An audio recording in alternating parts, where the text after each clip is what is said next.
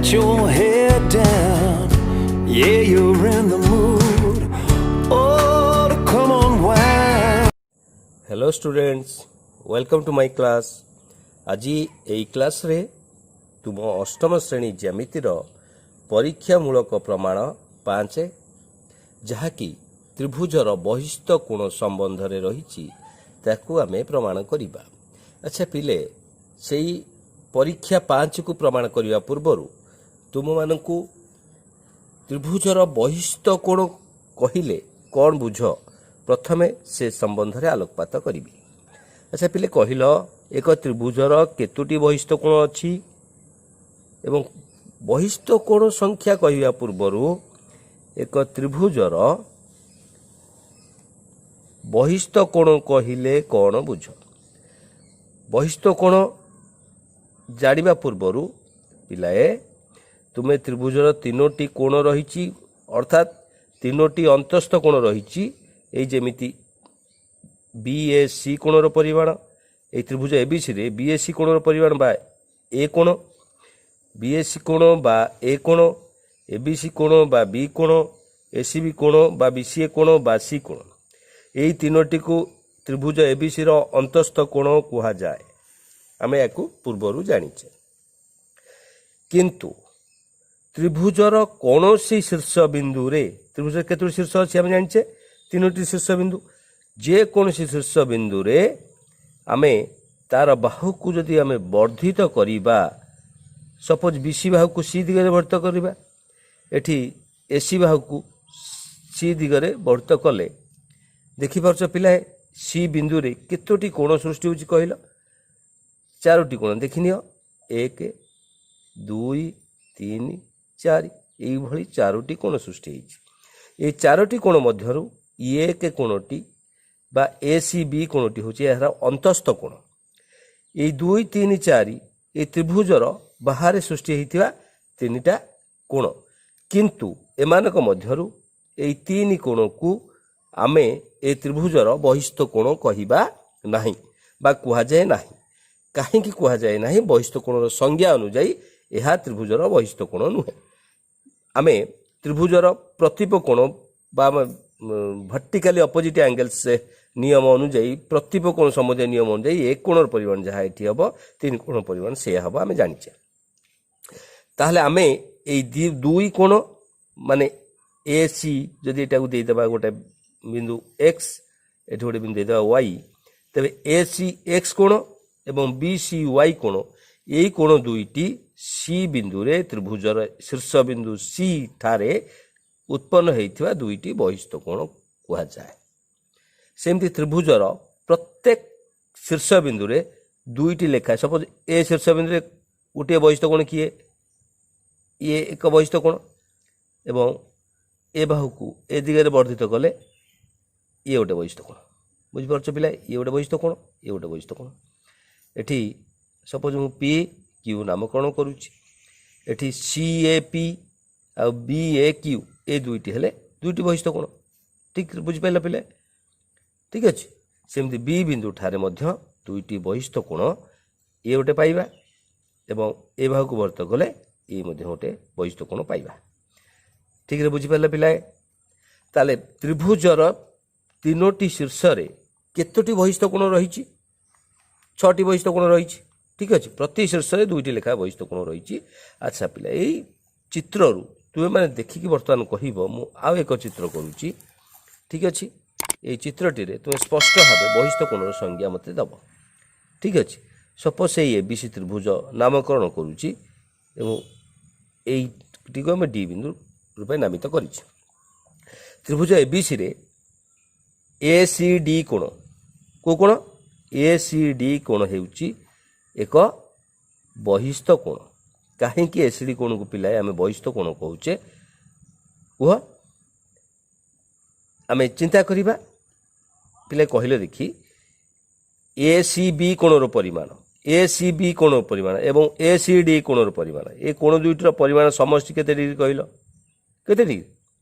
ଧନ୍ୟବାଦ। ହଁ, ACB କୋଣର ପରିମାଣ ପ୍ଲସ୍ ACD କୋଣର ପରିମାଣ, ଏ କୋଣ ଦୁଇର ପରିମାଣ ସମଷ୍ଟି ହେଉଛି 180 80 डिग्री जेहेतु ए कोण दुईटा कहीं 180 डिग्री है ए कोण द्वय सन्निहित परिपूरक ठीक अच्छे पिला ए कोण दुईटा है सन्निहित परिपूरक कोण बुझिपार ना कहीं आमर एसीबी कोणर परिमाण एवं एसीडी कोणर परिमाण ए कोण दुईटर परिमाण समष्टि 180 डिग्री है जापर ना ए कोण दुईटी सन्निहित कोण पुनश्च ए कोण दुईटर समष्टि हूँ 180 डिग्री अर्थात से कोण द्वय परस्पर सन्निहित परिपूरक कोण एइथिरु पिलाए आमे सन्निहित कोण एवं परिपूरक कोण उभय संज्ञा को भित्ति करी त्रिभुजर बहिस्थ कोण संज्ञा नहीं परिबा कौन बहिस्थ कोण त्रिभुजर संज्ञा नहीं परिबा ताले बे कुह त्रिभुजर बहिस्थ कोण संज्ञा आमे कौन नेबा पिलाए कुह ठीक अछि त्रिभुजर बहिस्थ कोण संज्ञा एहा कहिबा त्रिभुजर कोनोसी अंतस्थ कोणर सन्निहित परिपूरक कोण को त्रिभुजर कोनोसी अंतस्थ कोणर सन्निहित परिपूरक कोण को एहार एक बहिस्थ कोण कुहा जाए कौन कहली त्रिभुजर कोनोसी अंतस्थ कोणर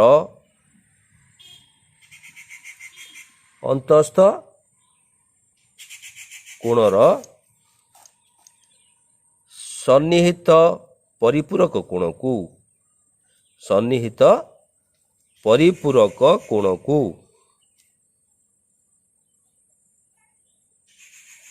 एहार एक बहिस्थ कोण कुहा जाए यार एक बहिस्थ कोण कहती बा कुहा जाए पिले जानी पारल बर्तमान पूर्व कथा कहल आमे एई चित्र रे तीन कोणटी सी बिंदु ठारे थिबा तीन कोण जो 1 2 3 4 भली नामित करिछि तीन कोणटी एक कोणर सन्निहित परिपूरक कोण की ना तेणु तीन कोण एक कोणर बा त्रिभुजर एक बहिस्थ कोण नुहे पिलाए वर्तमान आमे संपूर्ण रूपे क्लियर हेले त्रिभुजर कौनसी शीर्ष ठारे एहार अंतस्थ कोणर सन्निहित परिपूरक कोण को एहार एक बहिस्थ कोण कहा जाए अच्छा पिला कहल ए बिंदु रे ए त्रिभुजर ए बिंदु ठारे एक सन्निहित परिपूरक कोण किए ए कोणर सन्निहित परिपूरक कोण किए ए बाहु को ए दिगरे वर्त कले ए कोण सहित ए कोणर परिमाण समष्टि मिसले 180 डिग्री परस्पर सन्निहित कोण तेणु ए कोणर ये एक बहिस्थ कोण पुनश्च ए दिगरे जदि वर्धित करा जाए सेमती ए कोणर मध्य ये एक ए कोणटी मध्य एक सन्निहित परिपूरक कोण तेणु यह मध्य त्रिभुजर एक बहिस्थ कोण तेणु यही क्रम जानिले पिलाए त्रिभुजर तीनोटी शीर्ष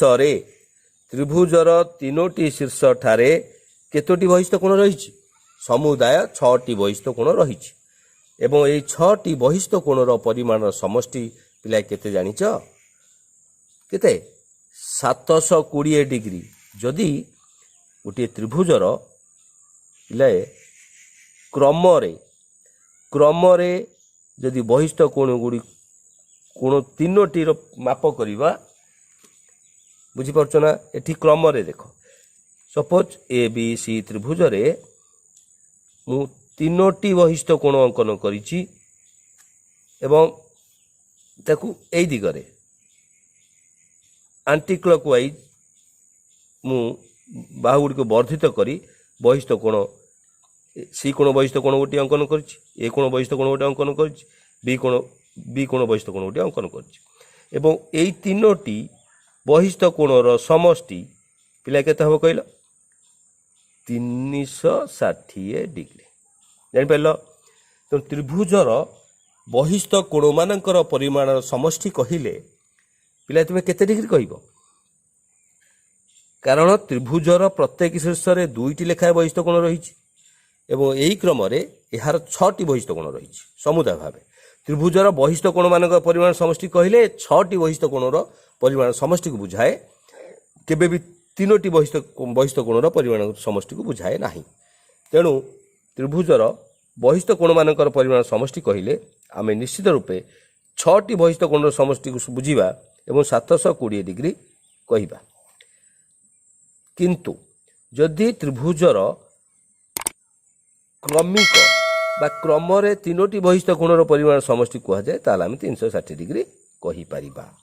ଆସ ପିଲାଏ ବର୍ତ୍ତମାନ ତ୍ରିଭୁଜର କୌଣସି ଶୀର୍ଷରେ ବା ଏକ ଶୀର୍ଷରେ ଅଙ୍କିତ ଗୋଟିଏ ବହିସ୍ଥ କୋଣର ପରିମାଣ ଏହାର ଅନ୍ତସ୍ଥ ଦୂରବର୍ତ୍ତୀ କୋଣଦ୍ୱୟର ପରିମାଣ ସମଷ୍ଟି ସଙ୍ଗେ ସମାନ ବୋଲି ଏହି ପରୀକ୍ଷାଟି ଅଙ୍କନମୂଳକ ବା ପରୀକ୍ଷାମୂଳକ ଭାବେ ପ୍ରମାଣ କରିବା। ଦେଖ ପିଲାଏ ଏଠି ପରୀକ୍ଷା 5ର ସାମାନ୍ୟ କଥନ ରହିଛି ଗୋଟିଏ ତ୍ରିଭୁଜର ଏକ ଶୀର୍ଷ ବିନ୍ଦୁରେ ଥିବା ଗୋଟିଏ ବହିସ୍ଥ କୋଣର ପରିମାଣ ଏହାର ଅନ୍ତସ୍ଥ ଦୂରବର୍ତ୍ତୀ କୋଣଦ୍ୱୟର ପରିମାଣର ସମଷ୍ଟି ସଙ୍ଗେ ସମାନ। ଆସ ପିଲାଏ ଆମେ ଏହି ସାମାନ୍ୟ କଥନକୁ ନେଇ ଆମେ ପ୍ରଥମ ସୋପାନରେ ସାମାନ୍ୟ କଥନ ଲେଖିଛେ ଏବଂ ଦ୍ୱିତୀୟ ସୋପାନରେ 3ଟି ଚିତ୍ର କରିବା। 3ଟି ଚିତ୍ର କରିବା ମାନେ ତ୍ରିଭୁଜର ଏକ ଶୀର୍ଷ ବିନ୍ଦୁରେ ଥିବା ଗୋଟିଏ ବହିସ୍ଥ କୋଣ ଅଙ୍କନ କରିବା ଭଳି ଏଇଭଳି 3ଟି ଚିତ୍ର ଆମେ ଅଙ୍କନ କରିବା।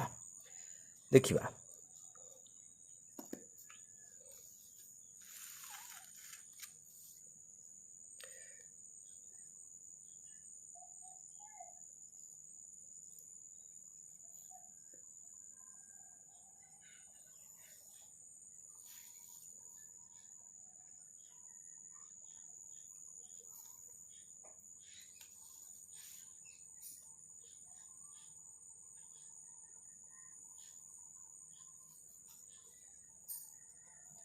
ନାମକରଣ କରିବା। ଚିତ୍ରର ନାମକରଣ କଲେ ଏବଂ ଏକୁ ଚିତ୍ର ନମ୍ବର 1 ବୋଲି ନାମିତ ମଧ୍ୟ କଲେ। ସେହିଭଳି ଚିତ୍ର ନମ୍ବର 2କୁ ଯିବା।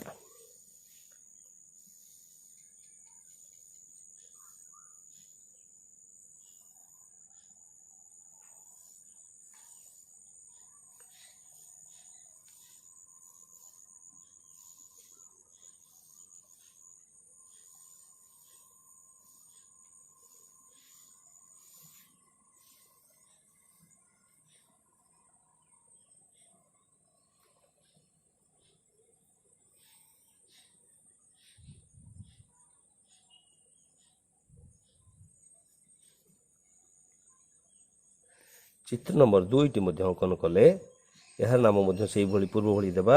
ଏ ବି ସି ତ୍ରିଭୁଜର ଏ ସି ଡି ଏକ ବହିସ୍ଥ କୋଣ। ସେହିଭଳି ତୃତୀୟ ଚିତ୍ରଟି କରିବା।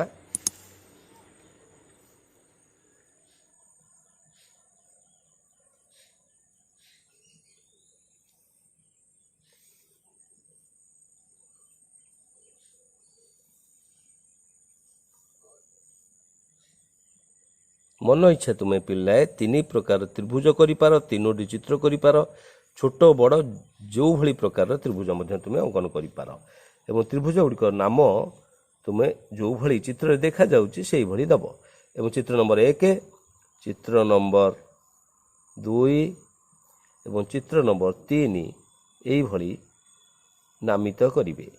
ଠିକ୍ ଅଛି।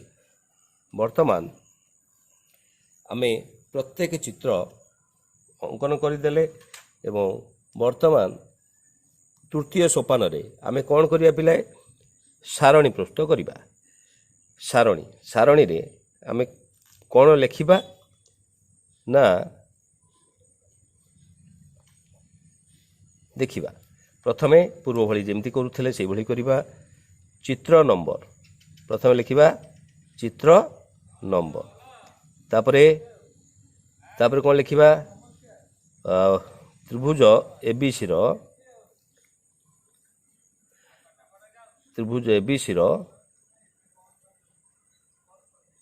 ଚିନ୍ତା କରିବା। ପ୍ରଥମେ ବହିସ୍ଥ ଏସିଡି କୋଣର ପରିମାଣ ଇଏ ଗୋଟିଏ କଲମ କରିବା। ତାପରେ କ'ଣ କରିବା?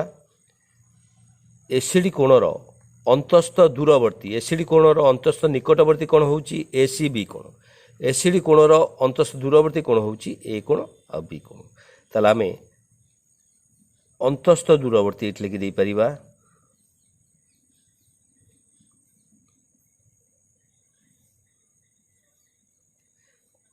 କ'ଣ ଲେଖିବା? ଏ କୋଣର ପରିମାଣ ଓ ବି କୋଣର ପରିମାଣ। ଏଇଭଳି ଆମେ ସାରଣୀ କରିବା ଏବଂ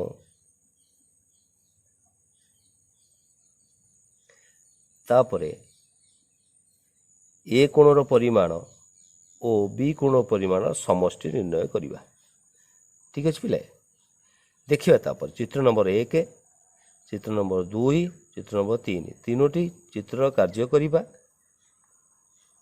ଠିକ୍ ଅଛି, ଦେଖିବା ନିଶ୍ଚିତ ରୂପେ ଆମେ କ'ଣ ଦେଖିବା ପିଲାଏ? କ'ଣ ଦେଖିବା କୁହ? ଏଇ ବହିସ୍ଥ କୋଣର ପରିମାଣ ତାର ଅନ୍ତଃସ୍ଥ ଦୂରବର୍ତ୍ତୀ କୋଣ ଦ୍ୱୟର ପରିମାଣ ସମଷ୍ଟି ସଙ୍ଗେ ସମାନ ହେଉଛି କି ନା, ଏହା ହିଁ ଦେଖିବା। ତାହେଲେ ଗୋଟିଏ ଗୋଟିଏ ଚିତ୍ର ବର୍ତ୍ତମାନ ପରୀକ୍ଷା କରି ସେଗୁଡ଼ିକର କୋଣର ପରିମାଣ ଆମେ ସ୍ଥାପନ କରିବା। ପ୍ରଥମେ ଆମେ କେଉଁ ଚିତ୍ର କଥା ଚିନ୍ତା କରିବା? ବର୍ତ୍ତମାନ ଚିତ୍ର ନମ୍ବର 1ରେ ଆମେ ବହିସ୍ଥ କୋଣ ଏସିଡ଼ି କୋଣର ପରିମାଣକୁ ମାପ କରିବା। ଦେଖ ପିଲା, ପୂର୍ବ ଭଳି ଆମେ ଯେମିତି ମାପ କରୁଛେ ଠିକ୍ ସେଇଭଳି ମାପ କରିବା। ଠିକ୍ ଅଛି, ବର୍ତ୍ତମାନ କୁହ ପିଲା, କେତେ ହେଲା ବହିସ୍ଥ ଏସିଡ଼ି କୋଣ ପରିମାଣ କେତେ ହେଲା କୁହ? ଦେଖିପାରୁଛ ନା, ଆମେ କୋଣ ମାପର ଟେକ୍ନିକ୍ ଶିଖିଛେ। କୋଣ ମାପର ଟେକ୍ନିକ୍ ବା କୌଶଳ ଅନୁଯାୟୀ ଏ ବିନ୍ଦୁଟି ସମ୍ପୂର୍ଣ୍ଣ ରୂପେ ଏହାର ଅରିଜିନ୍ ବା ମୂଳ ବିନ୍ଦୁ ସହିତ ମିଶିଯାଇଛି। ବର୍ତ୍ତମାନ ଦେଖ ପିଲା, 110, 115, 116, 117। ବର୍ତ୍ତମାନ এই ବହିସ୍ଥ କୋଣର ପରିମାଣ ହେଇଛି 117 ଡିଗ୍ରୀ। ଠିକ୍ ଅଛି, ବର୍ତ୍ତମାନ ଦେଖିବା ଏ କୋଣ ପରିମାଣ କେତେ ହେଉଛି, ବି କୋଣ ପରିମାଣ କେତେ ହେଉଛି। ଠିକ୍ ଅଛି, ବର୍ତ୍ତମାନ ବି କୋଣ ପରିମାଣ ପିଲା ମାପ କରିବା। ଠିକ୍ ଅଛି, ଦେଖିବା ବି କୋଣ ପରିମାଣ କେତେ ହେଉଛି। କେତେ ହେଲା ପିଲା? ଦେଖିକି କହିଲ, ବି କୋଣ ପରିମାଣ କେତେ ହେଉଛି? କେତେ? 50 ପରେ ରହିଲା 51, 52 ଡିଗ୍ରୀ। ଇଏ ରହିଲା 52 ଡିଗ୍ରୀ। ବର୍ତ୍ତମାନ ଦେଖିବା ଏ କୋଣ ପରିମାଣ କେତେ ହେଉଛି।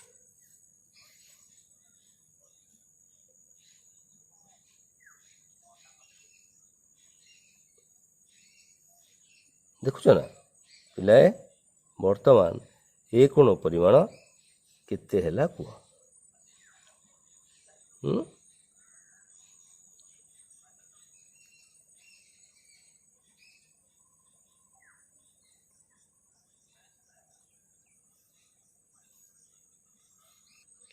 ଦେଖ ପିଲାଏ, ଏଠାରେ ଏ କୋଣ ପରିମାଣ 65 ଡିଗ୍ରୀ ହେଇଛି।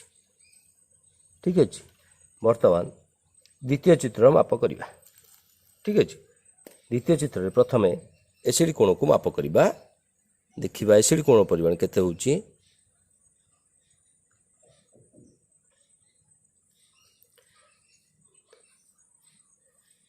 ଦେଖ ପିଲାଏ, ଏସିଡ଼ି କୋଣର ପରିମାଣ ହେଇଛି 141 ଡିଗ୍ରୀ।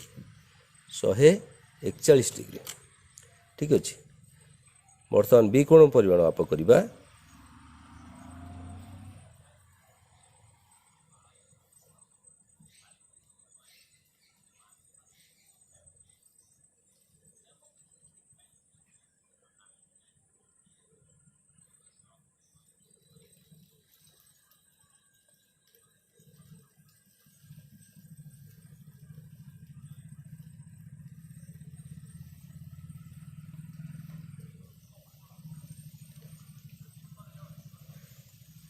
ଶହେ 25 ଡିଗ୍ରୀ। ପିଲାଏ, ବର୍ତ୍ତମାନ ବି କୋଣ ପରିମାଣ ହେଲା କେତେ? 125 ଡିଗ୍ରୀ। କେତେ ହେଲା ପିଲାଏ? ଠିକ୍ ସେ ଦେଖିଲ, ଆଉ ଟିକେ ଆଡ଼ଜଷ୍ଟ କର, ଠିକ୍ ସେ ଦେଖ। 125 ଡିଗ୍ରୀ। ବର୍ତ୍ତମାନ ଆମେ ଏ କୋଣ ପରିମାଣ ମାପ କରିବା। ଦେଖ ପିଲାଏ, ଏଠାରେ ଏ କୋଣ ପରିମାଣ କେତେ ହେଉଛି ଦେଖିବା। ଠିକ୍ ଅଛି, କେତେ ହେଲା ପିଲାଏ? ଦେଖିନିଅ। ଏଠି ଏ କୋଣ ପରିମାଣ 16 ଡିଗ୍ରୀ ହେଉଛି ପିଲାଏ, ଦେଖିନିଅ। ଦେଖିବା ତାପରେ ଚିତ୍ର ନମ୍ବର 3ର କୋଣ ଗୁଡ଼ିକ ମାପ କରିବା। ଫଟାଫଟ ମାପ କରିବା ପିଲାଏ। ଦେଖ, ଏଠି ବହିସ୍ଥ କୋଣ ଏସିଡ଼ିର ପରିମାଣ ହେଇଛି 125 ପରେ 26 27 डिग्री होची 127 डिग्री बी कोण परिमाण देख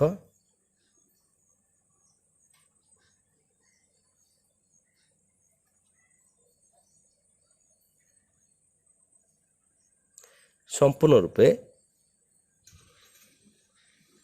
90 डिग्री रही 90 डिग्री लिखिदेवा आम ये ताले ए कोण परिमाण निश्चित रूपे केते हम कहले पिला देखिया आम माप नक भी तुम्हें कहीपर तुम मान गणना क्रिया निश्चित रूपे स्ट्रंग रही ठीक है पिला बर्तमान देख 37 डिग्री रोचे 30 35 36 37 37 डिग्री बर्तमान आम कोण गुड़िकर प्रतिस्थापन करवा सारणी पूरण करवा चित्र नंबर 1 रे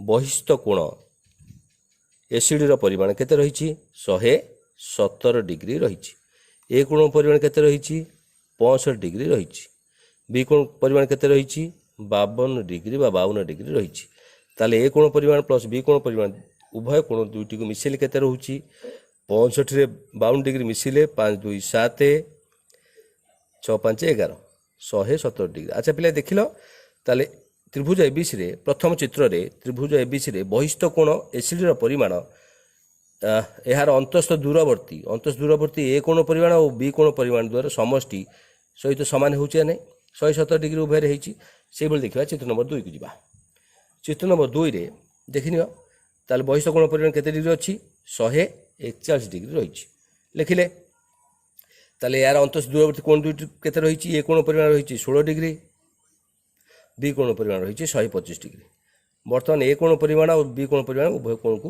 कोणर परिमाण को आम मिसेबा बा जोग करवा 6 5 11 1 2 3 1 4 1 1 बर्तमान ये भी है 141 पिला देख बर्तमान देख बहिस्थ कोण परिमाण जहाँ यार अंतस्थ दूरवर्ती कोण दुईटर परिमाण समष्टि सेया रही चित्र नंबर 3 को जीवा यार बहिस्थ कोण परिमाण एसिड कोण परिमाण रही 127 डिग्री ठीक अच्छे तार 127 डिग्री है यार अंतस्थ दूरवर्ती कोण दुईटर परिमाण समष्टि केते यार ए कोण परिमाण रही 37 डिग्री और बी कोण परिमाण रही 90 डिग्री ताले 9 3 12 एमती 127 डिग्री रही जाउची पिला वर्तमान आमे सिद्धांत रे उपनीतकरण करबा सारणी काम सरी जाइची पूर्व भली आमे कोन लिखिबा सिद्धांत रे उपनीतकरण लिखिबा कोन सिद्धांत रे उपनीतकरण लिखिबा कुह कौन सिद्धांत उपनीतकरण लिखा ना उपरोक्त सारणी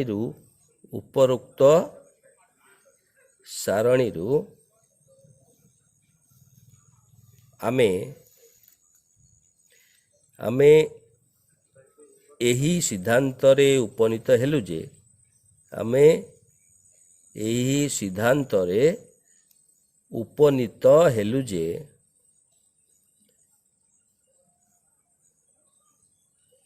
त्रिभुज एबीसी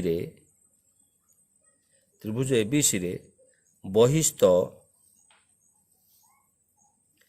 एसीडी कोणर परिमाण इज इक्वल टू ए कोणर परिमाण प्लस बी कोणर परिमाण ए कोण दीटा कि प्रकार कोण ना अंतस्थ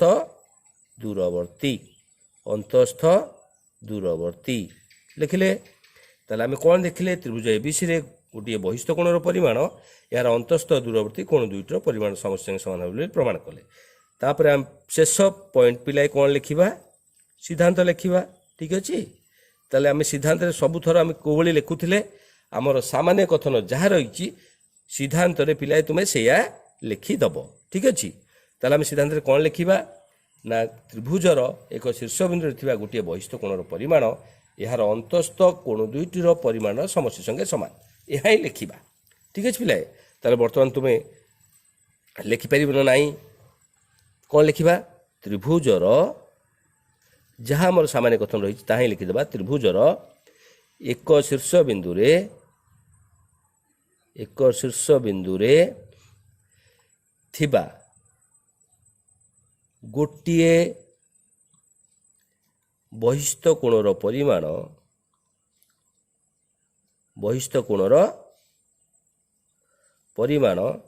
यार अंतस्थ दूरवर्ती कोण द्वयर परिमाणर समष्टि संगे ସମାନ। ଏହା ହିଁ ଆମେ ପିଲାଏ ଲେଖିଦେବା ଏବଂ ଲେଖିସାରି ପ୍ରମାଣିତ ବୋଲି ଲେଖିପାରିବା।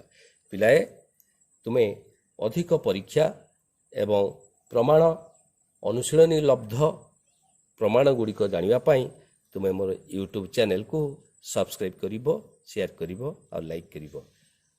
Thank you.